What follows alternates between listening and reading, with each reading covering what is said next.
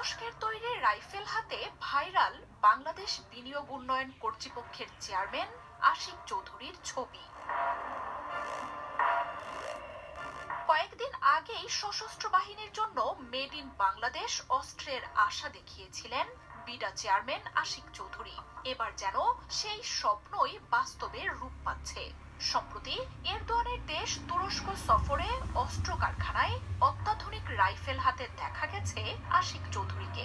বাংলাদেশের গোলাবারুদ ও সামরিক যান তৈরির নতুন কারখানা স্থাপনে তুরস্কের সঙ্গে আলোচনার জন্যই এই সফর, এমন তথ্যই এবার উঠে আসছে।